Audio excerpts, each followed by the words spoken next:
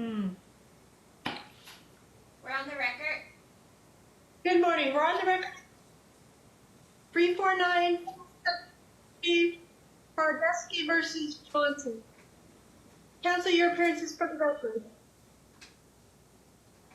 Good morning, Your Honor. Michael Carmen, bar number 7639 for Chris Horodesky, along with Fran Fine, and I think Chris is present through your phone. There is a terrible echo in my Both of the parties, please mute their microphones. Usually if I cut out at least the parties, the echo goes away. We'll try that. And then, good morning, Your Honor. Amber Robinson, bar number 10731, on behalf of defendant Amber Johnson, who's present virtually. Okay, perfect. I think that helped Mr. Carmen by muting two phones. It usually seems to fix the problem when the parties are muted. Seems to be the case. The struggles of our lives, right? Right. Okay, all right. This is on today for the return for the interview. I did review it. Did both parties, or did both counsel review it? It was 18 pages plus, you know, it was 18 pages total. I went through all of it. I took some notes.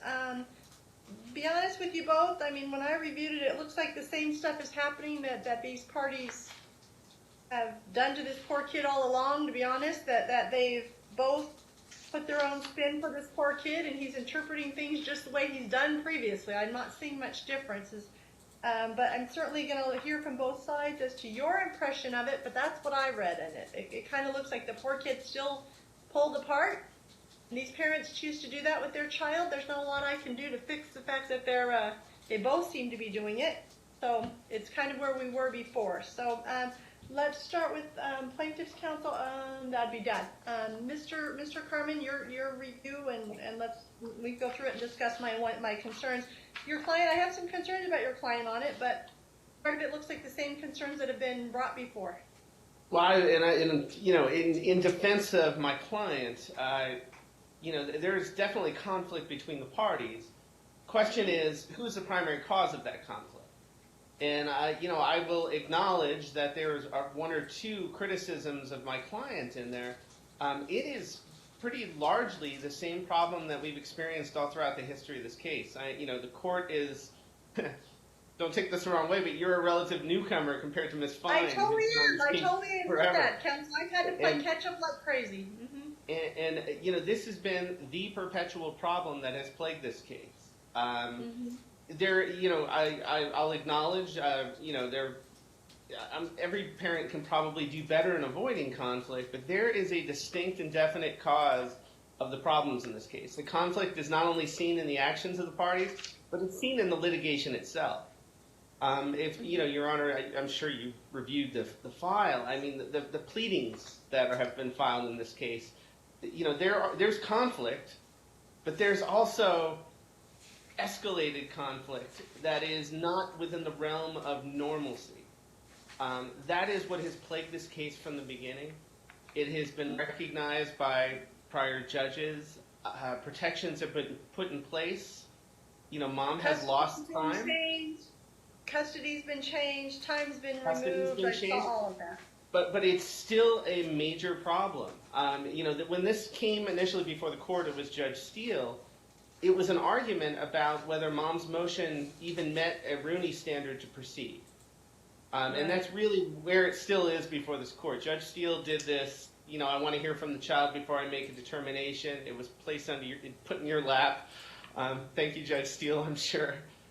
But, the bottom line is, not only is there's no basis for a change in custody right now, for sure. Well, yeah, the early original request was that the kid is failing in school, and I don't see that to be the case. That was originally one of the big issues that was brought, that was the woohoo, that might be a problem. That's what I had on my notes, that, I got to be careful with this kid in school, and then I'm not seeing that be the case.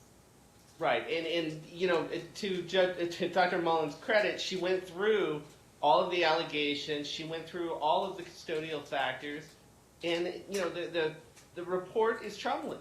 There are continued concerns about Mom. The child is not a reliable reporter.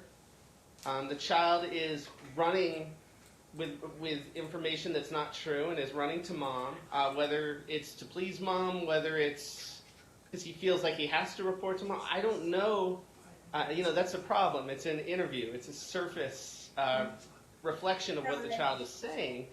But the information that the child is providing and that mom has provided as a basis for change in custody is just not true, and it's contradicted by the child's own statements all throughout the interview. The biggest concern in reading this report is this child is running with mom's continued allegations about sex abuse. That never happened. Right. The sex abuse. I saw that. I was really surprised about that, counsel, because the allegations were he said it was when he was like 5, and I'm like a child would have an independent recollection of that. I was a little appalled about that section. I wrote some big stars, question mark, are you kidding me? On some of these. When you review a report, I'm sure you guys do it like I do. You write notes and say, what the heck's going on here? What the heck's going on here? And that's what I did as well. I was concerned about that. It seems like this is the problem I have, that I don't know if, and I don't know, I'm not saying that it's mom for sure, Miss Robinson, but let me tell you, this is my concern about that. And I don't think that if it's happening, I don't think that they're recognizing the damage that is doing if it's happening. Okay, so let me preface it with that. Let me tell you, my biggest concern is that because their allegations that didn't happen, I don't have a criminal conviction for any sexual abuse to anything. I have nothing that tells me that. So this is my concern. When you perpetuate that kind of a thing in a child's mind, and if that's happening, the thing that you're doing is you are ruining that child's whole, it's like you're reshattering. So both counsel understand. I did rape crisis before. When I was in my undergraduate for 2 years of doing rape crisis volunteering, where I assisted victims.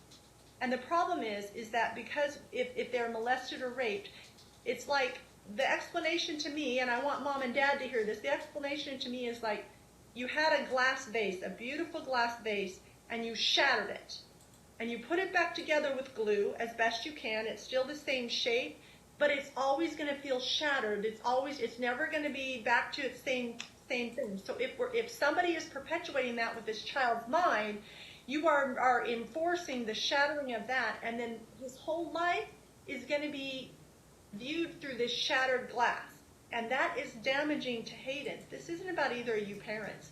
So my concern is if that is happening, and if it's, oh yeah, well, your dad, and I'm not saying it is, Mom, but the way this reads says, oh yeah, like, I know you have trouble with your dad, but that's because he molested you back here. You keep reshattering that glass. You're adding more dings where that poor kid can't see through that glass. Pretty soon, he will be the one that does the things that he said, about the suicidal stuff that was brought out in here as well. So I just want you to understand that you're playing with fire with your children, or with your child, if that's happening. And I'm not saying it is, but it is very, very suspicious that was perpetuated throughout this report a lot. And I want you to understand that the damage you're doing to that child, no matter how much you hate the other person, I would hope you love your son, both sides love your son more than you hate the other person. But it's sad I'm not seeing that to be the case in this case, everything that I've read in this case. So that is my concern. Miss Robinson, I'm going to let you address it next, but that is my concern. I wrote notes similar as to that in my review of the report. And what's particularly troubling and telling is the inconsistencies in Hayden's interviews. First of all, I'm not allowed to use a computer, but then he complains that Dad monitors my computer, which means he is using his computer. He's a social butterfly, but he's not allowed to interact with his peers in any way, shape, or form. A fire alarm went off in the house for 5 minutes, or maybe it was 45 minutes. 40 minutes. I saw that as well. And there is no consistent reporting whatsoever. No history of drug use reported, but we know he's been disciplined for having drugs at school. Exaggerated. He did report. He said it was his friend's vape pen that he got in trouble for, and that he went on that whole part during his statement. And where the real problem is, though, is in the fact that when the child comes in with mom, he has a list of items and complaints pre-prepared for Dr. Mullen. Dr. Mullen pointed it out. Dr. Mullen talked about his anxiety level on the days he comes back from mom versus the days he comes back from dad. That was concerning to me as well. I wrote a note on that one as well, counsel. And so to the extent is this a deliberate act on the part of mom, or is it a parent accidentally feeding into her child's insecurities and concerns. Again, this child was never molested. The fact that he continues to think he is, and mom is supporting that thought, is a problem. It is a problem. Needs, it's a problem for the child. It's not. I don't even care about the two parties, but it is a problem for that child's psychological well-being, and that's why I was explaining my whole thing about my theory about molested people, how they view things. But even if, since he wasn't, but you keep reinforcing that, he's going to believe he was, he's going to have the same view, and he's going to be the one that's messed up by it. He's the one that's not going to have good relationships when he becomes an adult and moves on into romantic relationships. He's the one that's going to have issues. It's not these two people, it's that child. And if that's being reinforced, I am not happy with that. And so the end of this report, Your Honor, is the child is extremely aligned with mom. He's a foot soldier for mom right now in furthering this litigation. And the problem is, yes, a real victim of molestation would be particularly susceptible to this, but Hayden has his own issues. He's ADHD. He is in that range of children who are particularly susceptible to this behavior by mom, and it's damaging him. It's the same problem that's existed throughout the course of this case. Right now, mother's motion should be denied.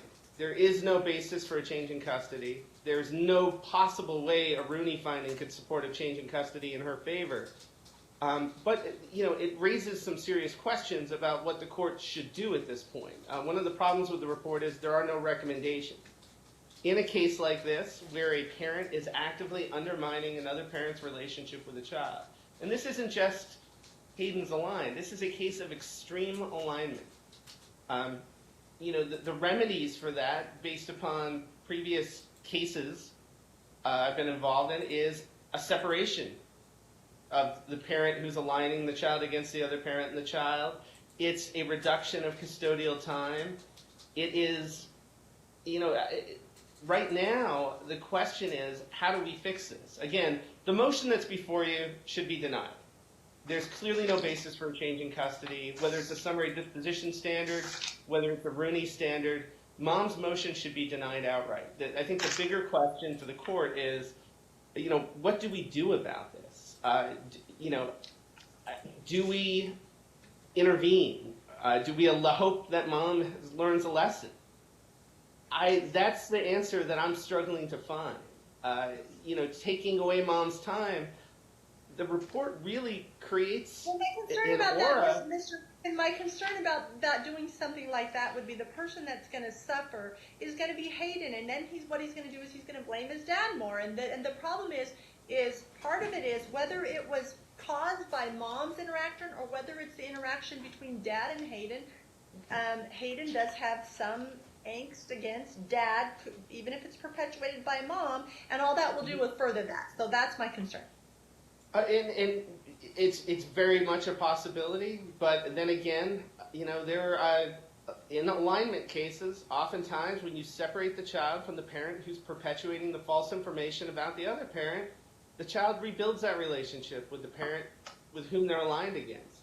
I don't have an answer, and I don't know whether that's really before the court at this moment. Maybe this is a situation. But I am concerned. Maybe, yeah, as am I. And maybe it's a situation where we deny mom's motion and we see what happens. We see whether she learns a lesson from this. We see whether things improve. And if they don't improve, if they continue to regress, we'll file a motion and we'll be back before you. But, right now, the issue... Let me hear from Ms. Robinson now, counsel. I understand your perspective, your client's perspective. I get what you're saying for your client's benefit, but I need to hear from Ms. Robinson because Can I have 10 seconds? 10 seconds more? I just want to make sure we don't lose sight of that. The motion should be denied. There should be an award of attorney's fees. Mom filed this motion that was not based in fact, and there has to be an adjustment of the costs of the child interview based upon the outcome. It did not at all support mom's claims, and it does not support her motion. Our client has unfortunately borne the brunt of it. So those are the issues that I think need to be decided today. Obviously, Your Honor needs to give me some guidance as to where you want this to go. Okay. All right, Ms. Robinson, now I've heard from Mr. Carmen. Now I need to hear from your client's side. I have reviewed it, and tell me what you want to bring forward in that report, counsel. And And as I said, my concerns are it looks like it's a lot of the same stuff that's been going on with this kid. They've been fighting forever. It seems like they don't seem to care about their kid more than they hate each other. So that's kind of what I'm seeing. Well, first I want to start with, because we're now a year and a half, Your Honor, outside of Amber's motion. And Judge Steele, her whole purpose in the child interview was just to, take a brief period of time, and now it's turned into a guardian ad litem. It's turned into not having this report, and I want to bring us back to... you had Judge Becker's hearing. I went through Judge Becker's hearing. Like, you had a lot going on. Mm-hmm. We did. And so Amber originally brought her motion based on the decline of grades. She also mentioned in that motion that Chris moved schools, did not inform her, that he'd enrolled at a new school, did not inform her, gave wrong contact info of Amber, so the dean could not contact Amber. And then she was talking about in the motion as well that the child complains that dad withholds food as a form of punishment, etc. So now we get to the December 2018 hearing, and Mr. Carmen, that's when Judge said at the hearing, I'd like to do an FMC interview, is actually what she wanted to do. And Mr. Carmen, and I quote, he says, I do have concerns about the FMC interview. We believe that Hayden is terrified of his mom too, and that it's going to take more than FMC. And he'd really prefer he was the one that wanted Dr. Bree Mullen. And so now we finally get Dr. Bree Mullen on board, and supposedly this child is supposed to be terrified of Amber, and we see nothing of that in the report. Going back to the bad grades, limited time with mom, zero access to mom, email, telephone calls, and let me talk about the telephone calls because this was brought up at a couple of the hearings. And Lynn Conant's, one of her specific recommendations was to punish the child and punish mom by not allowing telephone calls if he doesn't get his homework done. So Amber provided to me over the course of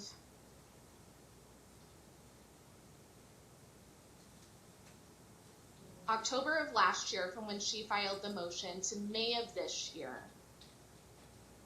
there were 73 phone calls from her lines over to Chris lines. In her brief 8 days a month, 73 phone calls to Chris from Hayden. Do you want to know how many phone calls Amber has from Hayden during that same time frame? 4. Hayden even mentioned in the child interview that he doesn't have access to mom. I can't do homework on my computer because my dad is going to, he's afraid that I'm going to... Right, at the same time, and then he said, Mr. Carmen is right, then he turns around and says, but dad's monitoring my computer. Well, I think it's perception of how much he's able to use it, not that he's not able to use it. Okay, well, but would that make sense? It seems like I don't think it's full one way or the other is what I'm saying. It seems that there's restriction there, definitely on the phone, as we can see. I mean, he says that he can't call his mother, and that his dad gives, when Hayden does push back, he gives excuses as to why he shouldn't or couldn't have called Amber, and then maybe that's like the couple of times that he has allowed a phone call. The child talks about seeing Amber's contact info on dad's phone. I do see. That was one of the things I wrote a big, are you kidding me, note.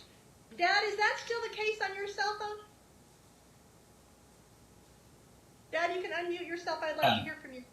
I changed it that day when we were in court and you asked me to. Okay. I remember we talked about that before, so that's been fixed. Yes. And then post-filing... It's sad. I gotta be honest, Dad, it's sad that I had to tell you something that should be obvious to you. But clearly you hate her so much more than you love your son. I'm sad to say that, but both of you seem to have the same issue. It's sad. Okay, proceed, Ms. Robinson. So now they're taking the position of Hayden being terrified of his mother. Now they're just taking the position that there's something psychologically wrong in her household, and somehow this alignment is happening. I think I read this interview completely different. Hayden, being completely honest, had different times to meet with Dr. Mullen, And he described his relationship with Amber as very close, and he described his time with her as very meaningful. That was what it said. I agree that's what it said, but I don't know whether that's created by a feeling of mom saying, oh, poor, and I don't know this is happening, Mom. I'm just reading between the lines as best we can, because that's all we can do, and saying that, is it like, oh, I only get you so many days? Oh, is this what's happening? Is this being bred? I think on both sides. I think on both sides the parents are doing that to this child.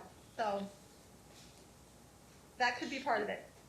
We have Amber's mental health evaluation that I've never been privy to, but I know it was 73 pages. It was a lot of money. It was a lot of time delving into everything several years ago.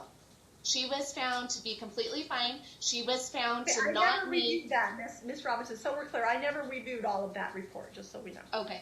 And I haven't seen it at all, but that's my understanding, is that everything was found to be fine on her end. She was found to be able to discontinue any future therapeutic services with Dr. Lenkai. And so what's happened since this time that Chris has had primary physical custody, we've had a child run away, and in 2016, Chris was found to have filed a frivolous motion knowing that the child was well and fine and that Amber had communicated with him. And then post that motion, I believe in that scenario, Miss Robinson, my review of the record showed that his position of it was that it was kind of facilitated by Mom, and she hid the fact that's what their side was. I do remember it being both sides. Okay, so proceed. And I understand like what their side was, and that's not what the judge found at that time. So I think this interview, and we've taken 1.5 years to get here, it absolutely deserves a trial, Your Honor. I think the child, now 15, deserves an opinion about where he would like to be, when he would like to be there. And we also have a parent where it's obvious, I forget which judge reminded him of this, if this was you or Judge Steele. I think it was you. And you said that Chris needs to go over and above and not assume that Amber knows of these appointments, etc. He doesn't do that. We have the record of their talking parents' communication. He's not overly informative, and at the basis of her motion, besides the school grades, was all the lack of information she is being provided about the son. All of these demonstrations by Dad rise to the level that she meets the Rooney standard for this court to delve into records more, to hear from other witnesses, other than these few hearings that we've had. And I appreciate the court taking the time that you have and allowing each side to explain their case, but I think you need the testimony of these parties, maybe of Dr. Mullen, and that's what I'm seeking here, Your Honor. Okay, anything else, Ms. Robinson? I feel like I have so much to say. I wanted to point out to, it's like I'm just trying to fit all this in a nice, pretty little argument. I appreciate that, counsel, but I understand everything that you've got, what your position, your client's position is. I think I went through the case pretty clearly. Mr. Carmen, in your reply, I really think I've heard enough to make my decision as to the motion, whether I believe it's met a Rooney standard. Yeah, and well, Your Honor, I wanted to point out one quick thing. Back in October, since we've last been in court, we brought it up last summer, giving everybody ample notice, as Amber gave Chris ample notice, written notice. But we brought it up so there was no problem that she would be going to her brother's wedding, that Hayden would be attending. And Mike on the record stated, well, I guess that's fine so long as it doesn't conflict with school. And then it actually happens. And Chris sends a separate email to the guardian ad litem, not copying anybody on this, complaining about her traveling. And then the guardian ad litem takes a parenting coordinator role and chastises Amber, basically telling her that she's completely irresponsible for taking the child out of school to attend a family function, which was a wedding. So again, Okay, that's I don't find that parental irresponsible in the alienation. least. I don't find that irresponsible in the least. I think children need to be involved in all their extended family events because that has them more grounded if they feel like they have a lot more people they can go to that they're attached to. So I don't find that to be the case, Ms. Robinson. I appreciate that, but it's just like their side just keeps framing this as this is all Amber. But I think it's clear from the child interview report that she's not spending her very limited time with the child trying to convince him that he was molested or anything like that. She is spending her time catching up on his homework that is not getting done in the dad's house and trying to create meaningful childhood memories in her home because she has such little time. And then our other requests on the table beyond a change of custody are for an adjustment to the holiday schedule. She's getting no spring break. She's getting no portion of the winter break. So we'd like the court to look at all of that too. And just keep in mind that I think it's clear from the child interview report that there's strong alienation on dad's side. Okay, Mr. Carmen, I have a question for you regarding the things that Ms. Robinson just brought up regarding the spring break and the winter break. Why is that she's not getting any time of that? And since I am, as you know, I am the newest one in this case, really. I recognize that. So can you tell me why that would be? That makes absolutely no sense to me.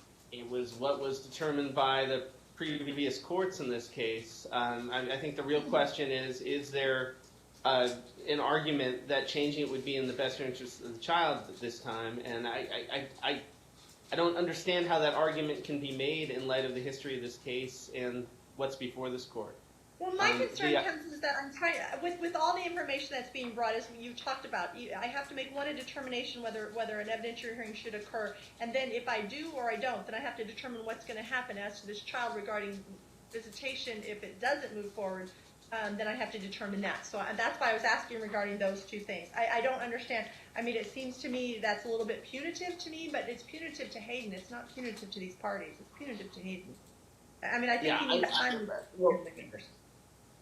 The reality is that the holidays are split equally between the parties. The fact that they haven't independently carved out some things, it really doesn't dramatically alter anything. The parties. Okay, I just was wondering what that was. It just didn't make sense to me. When she brought it up, it didn't make sense to me. I didn't review it to that degree, right?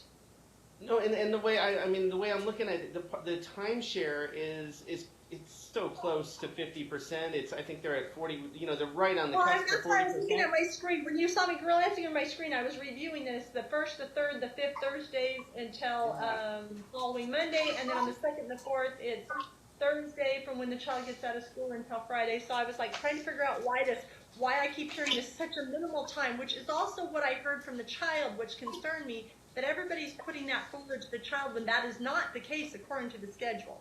I was concerned when I looked at that schedule. That is not what's happening, Miss Robinson. I look in the first, the third, the fifth from Thursday. Is this not the schedule? Am I missing something? Because that's what I'm seeing, that she has Thursday until Monday, the first, third, and the fifth, and on the second and the fourth, she has... He's in school for those days.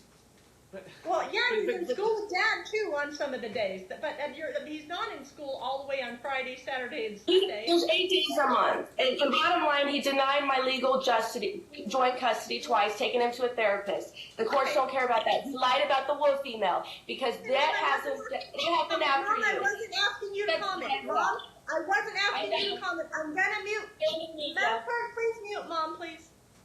Thank you. Ms. Robinson, your client can't seem to control herself. I'm stating that, look, I'm reading it. Am I misreading their current order, Ms. Robinson? That's what I see. That's the schedule. Yeah. Okay. And that's my direct response to Your Honor is the reason why their request to modify the holidays would be frivolous because we're talking about one day every other year different that she has than Chris during the same holidays. This is not a substantial change. I just was asking, counsel. I wasn't asking him for that basis. I was asking because I did not understand what the basis of that was. Okay. All right. This is my ruling. The court does not find that there's. Did Your Honor want me to respond to any of the other things that came up? Because my only concern is. But I don't think I need it. Okay. I just on behalf of my client, I want Your Honor to understand that there is when they say that he tried to block this, that's not what happened. There's a lot more to the story. I don't want Your Honor drawing negative conclusions about Chris based upon that brief argument unless, Ms. Conant has been managing the parties behind the scenes. If she had any issues, I'm sure she would have brought it to this court, number one. But number two is, mom complains about communication issues. There hasn't been a single complaint brought to me. There hasn't been a single complaint brought to the guardian ad litem that I know of. I don't understand why these arguments keep coming up. Okay, well, Your Honor, Ms. Conant hasn't had contact with Hayden, I think, in close to a year now. So someone that's supposed to be speaking on his behalf and his best interests. All right, well, It's this not is happening. basically for me to determine whether I find that there is a basis. My ruling is this. I do not find that there's a basis under Rooney to modify, to establish, or to set an evidentiary hearing for a change of custody. I do not find that to be the basis. However, I do find there to be some need of clarification on a communication time with this child regarding mom's communication. But the fact that this keeps being put forward to this child, that she has such little amount of time with him, when I'm looking at the calendar and I'm seeing that your client has a substantial amount of time with this child. Who is in the room with your client, Miss Robinson? She lives, well, not lives, but her mother's probably there. Okay, I need her, unmute, Mom, Madam Clerk. Mom, who's with you? I can't tell who it is. I need to make sure there's no minor children. I have my baby because I have to. Sure. I Okay, can't but have you to need your deal with mom. the COVID. My husband's a physician, so I take the COVID very seriously. Okay, right Mom, I'm okay with that. I just wanted to make sure there was no minor like no other Yes. children that are of age to hear this. You understand? I'm trying to protect children. So, okay, perfect. All right, so this is the finding. My concern, though, is look. First of all, I need this to stop putting forward to this child that, oh, you have so little time with me. You have so little time with me, because the calendar does not say that, Mom. That needs to Well, stop. that's Because you something have to you're stop. making, You- I don't need to hear anything more from Mom. 2 But weeks Mom, without my order is taking this. My order is this, Mom. Is that if you're not doing this, okay. But I'm putting it on the record that this needs to stop. Grandma and the other child need to leave the court and leave my view. Please leave my view. Thank you.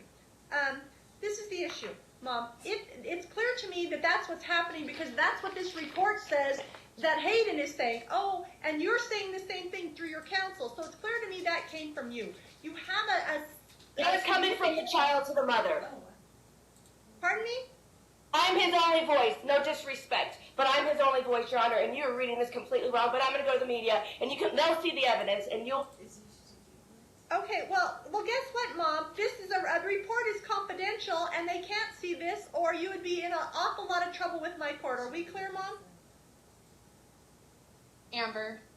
It's to protect your child. It's not about you or me, Mom. I'm going to protect him now through the media, because you aren't. Okay, great. So it clearly makes my decision even better.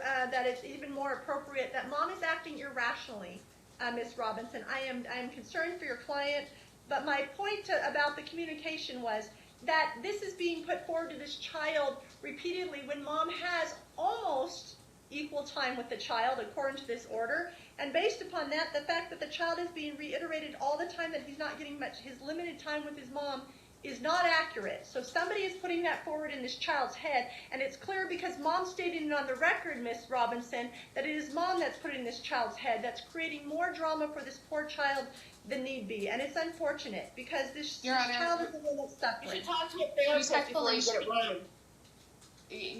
wrong. Respectfully, Your Honor, that's not what's happening. And has the court considered that these are Hayden's thoughts? They might be Amber's thoughts, but again, she's I not would sitting consider there. it, but where is this child getting these thoughts when it's Mom's thoughts that you keep putting forward? And I hear it from the child when nobody has looked at the math and said that, look, the majority, it's almost as Mr. Carmen states correctly. It's not like Phoenix Nicholas Ponzo violating legal custody is where he's getting his thoughts from. Madam Clerk, please mute Mom. I Please mute did. Mom. She cannot refrain from interrupting me.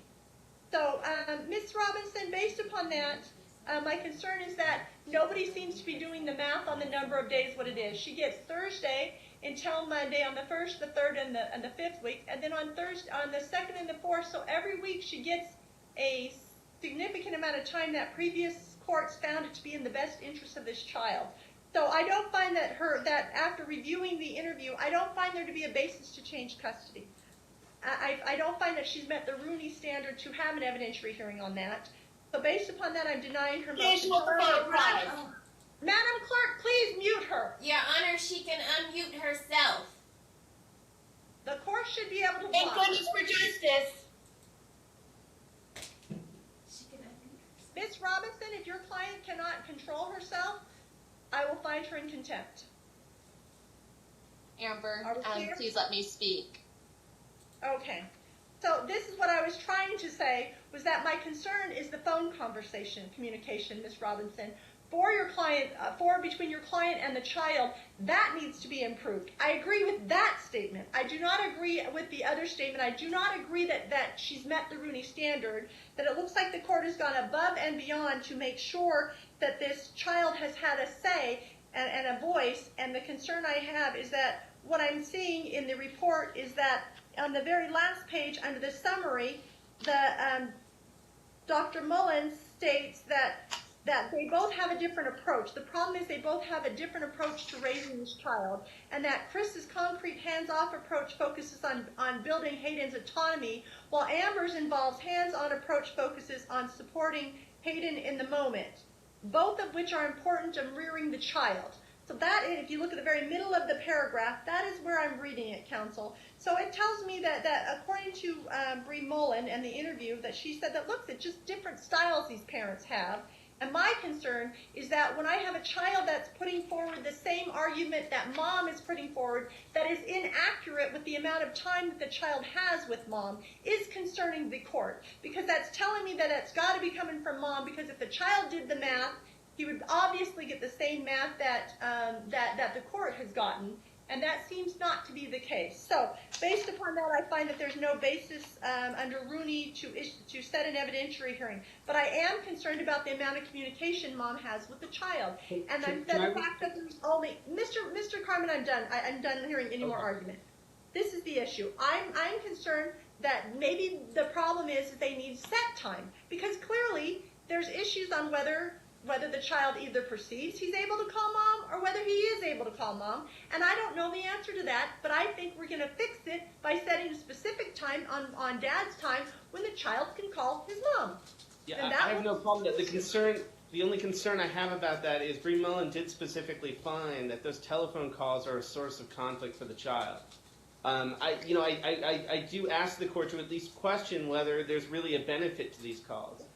She stated that it was conflict because the child isn't allowed to call mom, and that there's punishment for it. Well, and then this is the concern. I want to set it up when it is, because I want mom to have regular contact, and then it becomes the court's fault. Then it's not dad's fault, it's not mom's fault. Then this child won't be upset with mom or dad. He can be upset with the court, which is much better than him being upset with his parents, because this child obviously has skewed views of both parents. And I'm not objecting to it. It's just merely my reading of the report was it's those calls that are putting the child in the middle of things. My reading is I'm not sure what in those calls is causing problems, but perhaps it's the fact that there's no set time, or that's uneasiness, or that he doesn't feel like he can call, or he does feel like one person's fine. But if it's a set time, then it makes it on me and makes it less stressful for this child. That's my thought on the matter. I do question too, how many 15-year-olds want to call their other parents on a regular basis? Well, but that's the thing. But if we say that the window that there will be time that it's not just that, is it? Miss Robinson, does your client want the calls to be a specific time on dad's days, or on specific days and specific times, so that occurs? Because I don't like that it hasn't been occurring, no matter what the reason is for Hayden. Does your client want specific days or specific times? Both. Okay, because she has she basically has every Thursday until Friday, at least every Thursday, and then she has the 1st, the 3rd, and the 5th, Saturday, Sunday, dropping off on Monday. So I have Monday, Tuesday, and Wednesday that child is not with mom, other than those other weekends. So the other weekends I'm going to leave those alone, because I'll figure those are the weekends that dad's on the ones on the 2. I'm going to leave those alone. But on all of the weeks, so I wanted to have contact with his mom on Monday, Tuesday, and Wednesday. Thank you, Your Honor. And how would you recommend that we do that? Are we going to set a set time for him? I mean, what time does he go to bed? Is it better that she talks to him then? Well, I know he's expressed concern about his homework, so I don't want it to be anything too late where he's too tired to get help from his mom. She's a stay-at-home mom, so she is open.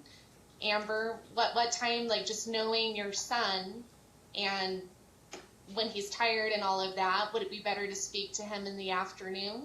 Like right after school, so she can go over his schoolwork, or? I would say probably after school, after he gets maybe like a snack or something, if he's able to. Okay. That way, if there's something he needs to, if he's not doing some sports after school, you know. Well, and this is the other thing that I would like about it, Mom, now that you're calmed down, is I would like you to be able to be involved, because it's clear to me that he goes to you for the schoolwork, right? And that Dad has a hands-off approach, and you're more like, let's get in there and do the work on that. I see that. There's a different parenting styles. That's what the report said. So that way we give you a chance to Skype with him and do it on like this and say, hey, buddy, what's your homework? Do we want to talk about that? How'd school go? How was this? Because he would have just got home, right? And then you would have that issue. So on Monday, Tuesday, and Wednesday, I want him to have communication with his mom right after school. Dad, is that a problem? It'll be a video call. It'll be a video call. I want it to be a video call, Mom. Because I want him to not feel, this is the problem. No matter whether it's coming for you or not, it's his perception that he's feeling lost between two of you that is the problem. I'm worried about his mental health. I'm not worried about yours. I'm not worried about Dad's. I'm worried about his, right? You understand? I'm really worried about it. Mm-hmm. Okay, well, I'm trying to find little fixes for you, Mom. So look, Dad, is that a problem as far as him being there, being able to talk to Mom after school Monday, Tuesday, and Wednesday? I've never had a problem. Hayden has his own phone and is able to call her anytime he wants. Okay, well, I want it to happen right after. Okay, but Mom, I don't want arguing between two of you, but I'm going to say this is the order's going to be. What time does he get home from school? He gets home around 2:30. Or is it? He gets out at we've been so far out of school now. I forgot the time. I know we've got. You're home about like 2:30 now. But if he does Okay, sports, so it'd be is that about right, Mommy? About 2:30 he gets home. He gets out of school at 2:30ish. He gets out at 2:11, but he's in high school now, so I don't know what the new schedule is. Okay. All right. So what I'm going to allow the parties to determine a time right after school, because you guys doesn't sound like. Plus, we don't know what's happening right now with Clark County, right, with COVID. So on those days, I want him to have communication on Monday, Tuesday, and Wednesday every week with his mom. Help him with his homework. And it's unlimited amount of time, Mom, that you work on things with him. You can help him with his schoolwork. If he says he feels more comfortable going to Mom than Dad with schoolwork, then that's the parent that should be there, that should be able to do that with him. So you guys should be supporting. So look, it's different style. It's hard to support somebody's style that you don't, that's not your style. And I think that's part of what's happening. Dad has a, as they said, hands-off approach, and Mom has a let's dig in and do it. And he's not supporting her approach, and she's not supporting his approach. So that's going to be my order as far as the change. Regarding attorney's fees and costs, I am concerned that part of it wasn't well-founded in the motion that was put forward when I saw the grades weren't really what was presented to be, but it could be that it's this year's grades and it took a year and a half. And I don't know that because I want to review it to be sure that I am assessing it correctly. Mr. Carmen, I'm going to allow you to file a memorandum of costs and fees and order with that. And I'm going to, and you're in the order the order that you're going to submit for this. We will leave me a blank line, and I will determine what, if any, is going to be granted. I'm going to review all the records carefully to look and see, because as Ms. Robinson correctly points out, this has gone on a long time before I ever took the bench. That this motion started way before. So because of that, I don't know was the school grades. Then I need to look at all of that evidence to make sure, okay, before I grant anything on that. So that's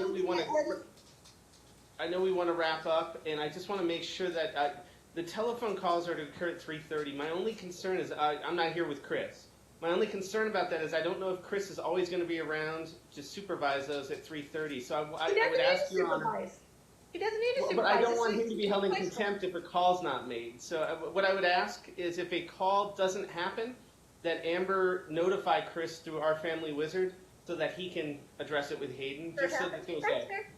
So there's no confusion that it happens. Do you understand what he's saying, Mom? He's saying that in case something happens to your son and say your son, they don't. So the question becomes, is Mom going to be calling the son? Normally I put the parent responsible because he's a teenage boy. Let's be honest. You know, they get sidetracked on video games or whatever, and sometimes they don't do what they're told, right? That's part of being a kid. right? So I'm saying that maybe mom will be contacting him on that day at 3:30, and that if you don't get in touch with the mom, you message dad they're using Talking Parents Council? Yes, talking Okay. parents.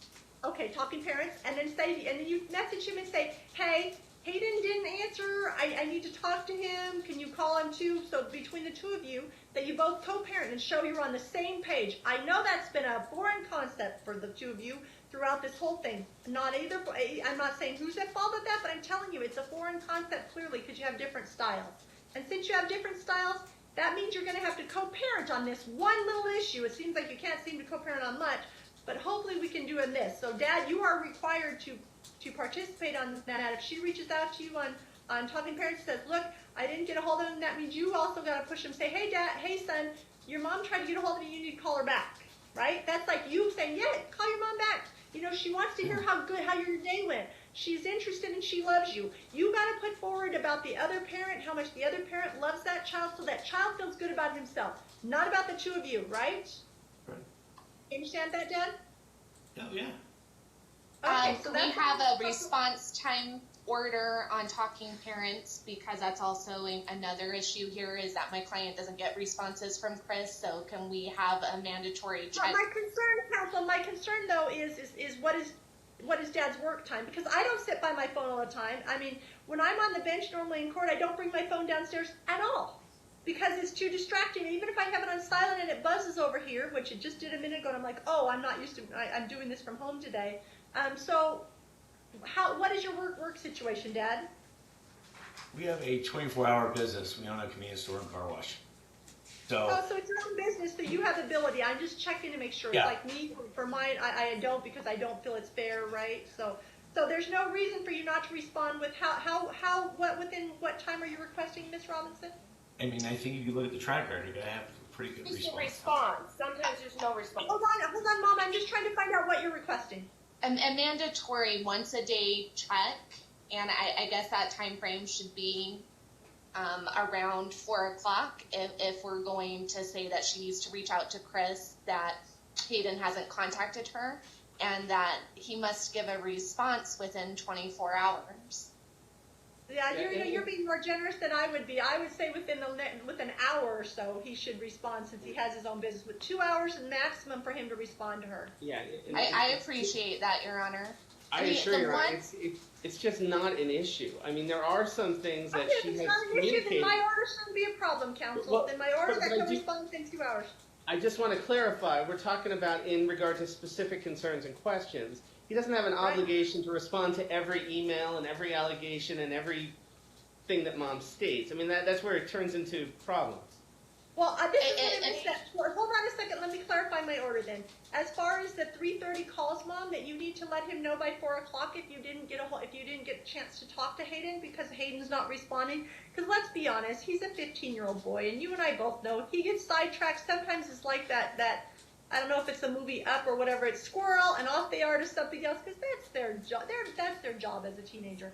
So by 4 o'clock, Mom, you need to message Dad. He has 2 hours to respond to you, let you know what actions he's taken with Hayden and said, hey, I told Hayden this, I told him try to call me in, whatever, within 2 hours.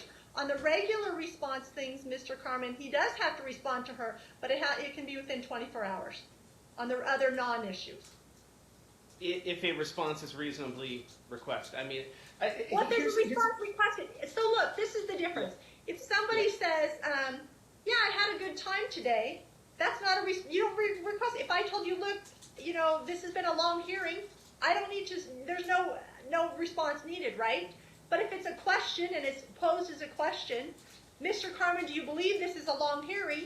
I would expect an answer. So I do expect an answer when it's posed as a question, counsel. Yep. So within 24 hours, or even if it's something as simple as a thumbs up or an okay, something simple if she's saying, hey, I'm going to be doing this with Hayden. If he does a thumbs up, that's enough of a response, right, Mom? You just want a response, right?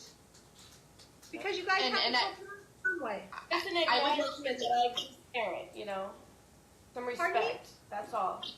I just want Well, I'm respect ordering to be it to be within acknowledged. 24 I'm ordering that portion to be within 24 hours as your council requested, Mom.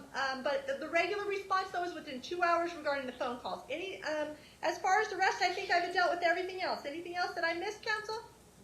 Not anything that you missed. I wanted to say two things, Your Honor, because I feel neglectful in leaving it out. I wanted to point out from the child interview, I know it's not changing your order, but I wanted to point out from the child interview that Hayden stated his mother encourages a relationship with the father, and he made mention that she constantly is encouraging that and wants to see a better relationship between dad and son, and he said he's not ready to go there.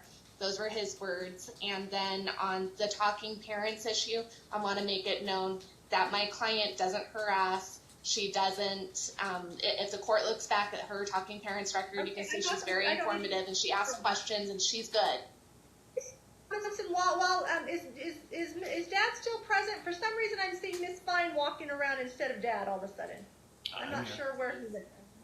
Okay, Dad, the one thing I am concerned about that I did not bring up, that I was amiss on bringing up, I am a little concerned about your wife's behavior, Dad. If any of this is true, that your wife is saying that he is a guest in this house, I am not okay with that. That is not true at all. Never has been. I'm going to tell you right now that you need to inform her that if she needs, whatever it is, she needs to work on the fact that he needs to feel that that's his home. And He's all actually those close. things. It seems like he's closer to her. He shares Well, that's not everything. what I'm reading in here. That's No, I not what I'm understand. reading here. And I'm just Your sharing Honor, what's happening in our home.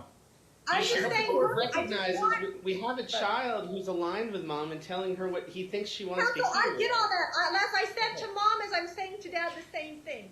If that is the case, and I'm not making the assumption that it is, that I expect him to address it with his wife and say, hey, no matter whether it's coming from Mom or not, she needs to make sure that he feels like that's his home, because I'm not going to tolerate that as well. So that was the one thing I did have in my notes that I did not address, that I need to make sure that occurs. But as to the rest, that is my order. Mr. Carmen, prepare the order for today, submit a memorandum of costs and fees and leave it blank, and I will address it. All right, thank you, Your Honor, for your time today. Okay, thank you for your Thank you. appearances. Bye.